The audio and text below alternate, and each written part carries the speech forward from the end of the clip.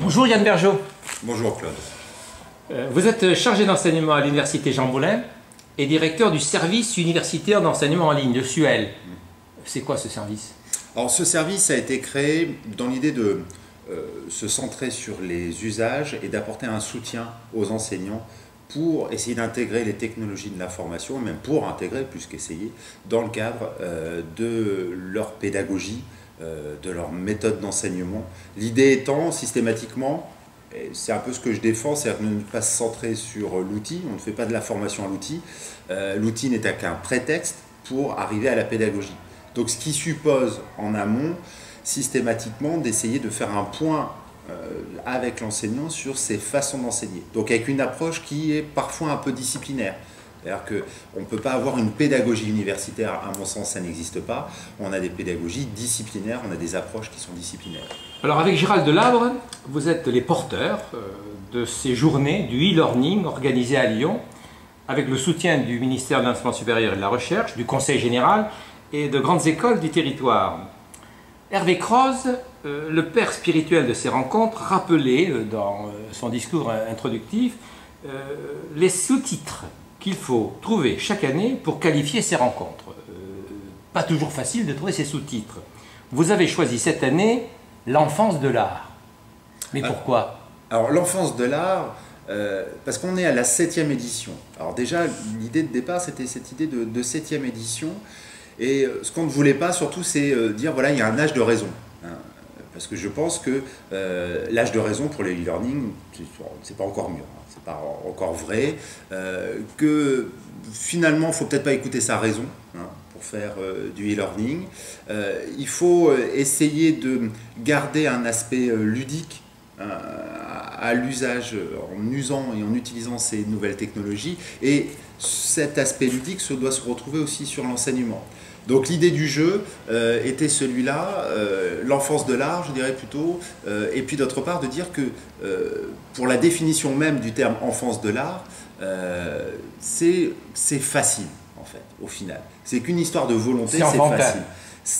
Oui, c'est enfantin, en quelque sorte c'est enfantin. En tout cas, on le voit bien aujourd'hui, puisque l'an dernier on s'était beaucoup centré, par exemple sur les digital natives, on ne voulait pas revenir sur cette thématique-là, mais c'est vrai que les jeunes maîtrisent l'outil. Alors par contre, ils n'ont pas les usages. Là, nous, justement, il ne faut pas qu'on se focalise sur l'outil, mais qu'on passe directement au stade usage. Enfin, c'est assez remarquable. Les journées de Chamonix à Paris, les JES, Ludovia, centrent leur réflexion sur le jeu dans l'enseignement. Mais alors, l'enseignant doit-il jouer? L'apprenant doit-il jouer? Le jeu serait-il un levier auquel on n'a pas suffisamment pensé, auquel on n'a pas suffisamment porté notre attention dans l'éducation? Je pense, mais déjà, fondamentalement, l'action d'enseigner est déjà un jeu. Déjà un jeu parce qu'il y a de la mise en scène. Alors, il y a différentes acceptations au niveau du jeu. Mais là, je dirais le jeu, pas forcément côté amusement, mais il y a de la mise en scène. Donc, l'idée, c'était aussi de véhiculer par les journées du e-learning, de se centrer en partie sur ces aspects de mise en relation, mise en scène entre l'apprenant, l'enseignant. La notion de jeu aussi est intéressante parce que c'est un bon levier pour la pédagogie. De s'amuser en apprenant, ça permet donc de mieux intéresser l'apprenant, de mieux l'impliquer dans le dispositif d'apprentissage. Et puis l'enseignant, on doit garder ce côté ludique. C'était un peu aussi une réaction, alors bon, je reprends ma casquette de juriste, parce qu'il y a un article du Code de propriété intellectuelle qui nous a beaucoup choqué, qui nous a beaucoup fait rire entre juristes, parce qu'on... Vous riez entre juristes aussi, des textes. Entre juristes, et qui dit, voilà, sur l'exception pédagogique, que elle peut s'appliquer à l'exclusion de toute activité ludique. Donc voilà, qui présuppose, le juriste ou le droit présuppose que l'enseignement doit être en quelque sorte un peu ennuyeux, académique, fermé dans des murs un peu poussiéreux, etc. Alors que fondamentalement, si on est enseignant aussi par vocation, parce qu'on s'amuse, parce que voilà, on est dans le cadre d'un jeu. Voilà, c'est pour ça qu'on voulait remettre cette notion de jeu. Et puis après, ça nous permettait de tirer énormément de ficelles. Parce que alors ces ficelles, c'est quoi? Le jeu, c'est après les jeux sérieux. C'est d'ailleurs voilà, comment apprendre en s'amusant dans des activités ludiques.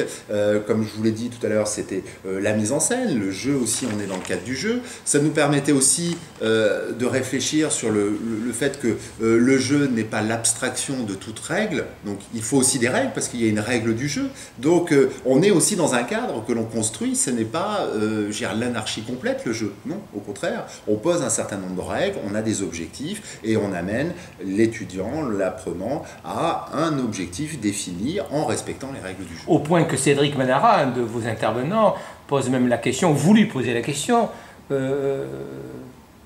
hors jeu? C'était ça aussi. C'est-à-dire que le droit, et c'est ce qui nous anime beaucoup et nous excite beaucoup entre nous juristes, c'est-à-dire que le droit est un état de complexité en ce qui concerne les activités d'enseignement qui est hors de proportion et puis totalement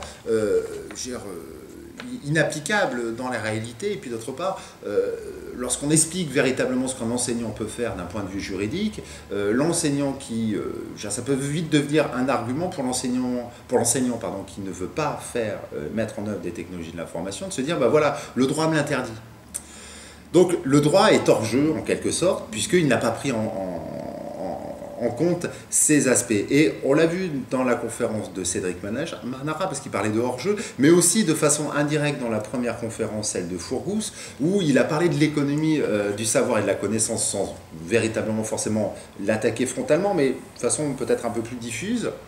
Et voilà, où il nous a dit, voilà, il y a un coût du droit, et on le retrouve dans les documents de l'Union européenne, qui nous dit, bah voilà, le droit est trop compliqué aujourd'hui, il a un coût, c'est un frein aujourd'hui, à une massification des usages, parce que le droit est beaucoup trop complexe. Alors c'est pour ça qu'on voulait être un peu provoqueur, et Cédric Manara a bien voulu relever le défi, en lui disant, bah voilà, il faudrait peut-être essayer de passer le message en disant, bah voilà, soyons hors la loi, parce que finalement, le droit ne répond pas du tout aux nouveaux usages et aux nouveaux défis qui se présentent devant nous. Bon, on arrive à la fin de la deuxième journée, de ces journées extrêmement riches, mais vous, personnellement, vous tirez quel premier bilan? Alors, un bilan très positif et qui correspond à notre état d'esprit dès le départ, de vouloir en faire une manifestation pluridisciplinaire.